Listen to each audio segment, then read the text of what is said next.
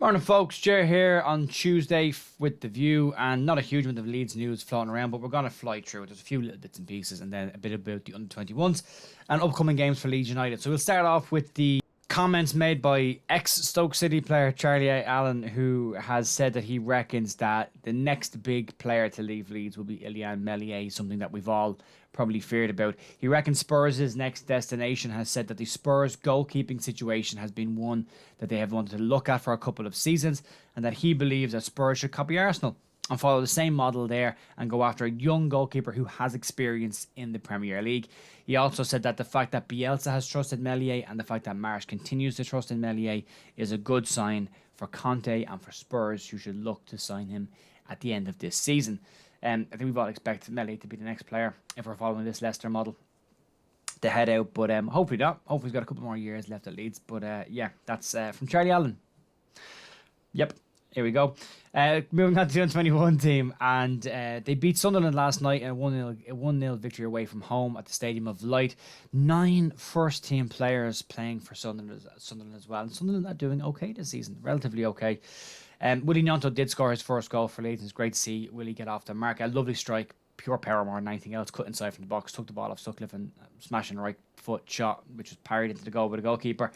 If you haven't seen it, it's floating on Twitter. Have a quick look at it. The highlights of that game will be on LUTV. They should be there today, as far as I'm aware.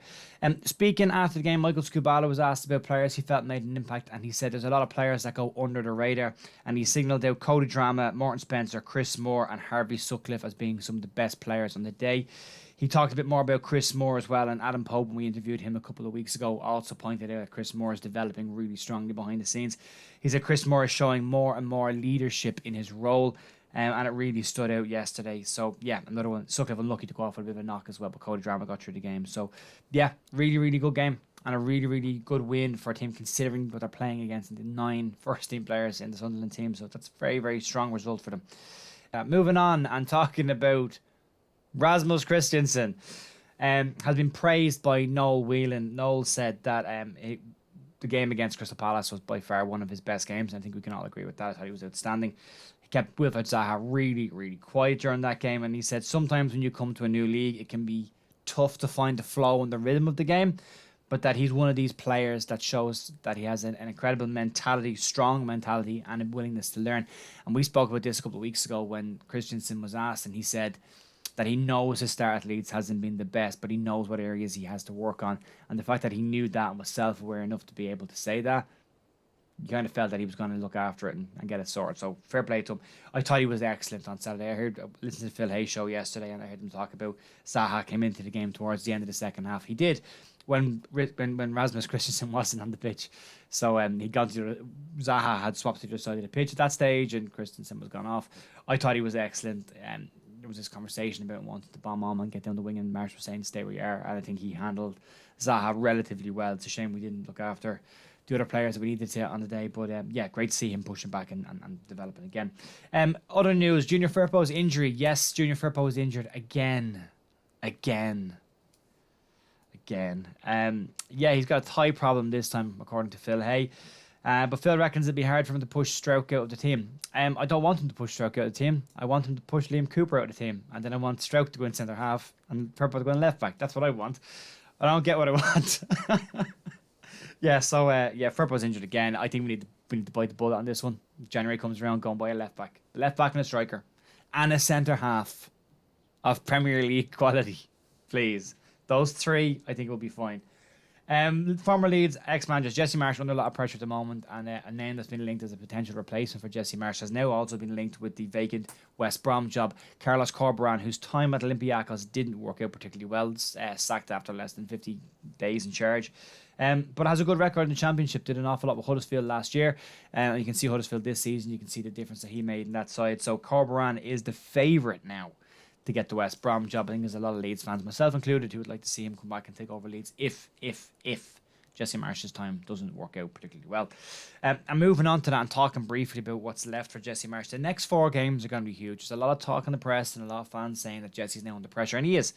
The run of form since the Chelsea game hasn't been good enough. And when we look at what's coming up, I think we have to look at this in a bit of a sensible head. A lot of people saying if he loses his next game, he needs to be sacked. Well, he's playing Arsenal, so chances are you're going to lose that game. The way I look at it, coming up next is at home to Arsenal. I'm being very honest, I don't expect anything from this game, so I wouldn't put that on Jesse Marsch. I just don't think many teams are going to beat Arsenal this year. They're very, very good. Same with Man City. It's like sacking a manager after being beaten by Man City. You're going to get beaten by Man City. It's going to happen. Just deal with it. However, the next two are more important. So the next game after that is away to Leicester, given Leicester's form, and they're starting to just fix things a little bit at Leicester, but they're still vulnerable. An away game to Leicester, I think we need picking up at least a point, if not 3 points against Leicester. Then you move into a home fixture against Fulham, and for me, this is a 3 point. It has to be 3 points. And then you've got away to Liverpool, which again, I expect nothing from that game. But what I will say is, if we can come out of those 4 games with 4 points or 6 points, I think Jesse could be okay till after the World Cup. If we come out of those fixtures with anything less than 3 points, I think he's in trouble. I think he's in serious trouble.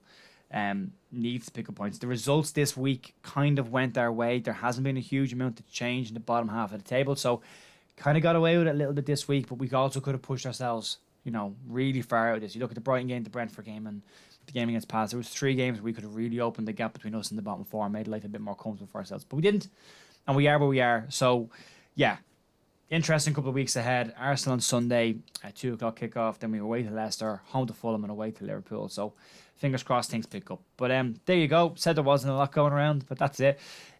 Usual stuff. If you like the channel, if you like what we're doing, if you want to support us and help the channel to grow, you can like and subscribe. They're the 2 things that I ask. Have a great day. Enjoy yourselves, and I'll see you back here tomorrow for more news. Bye.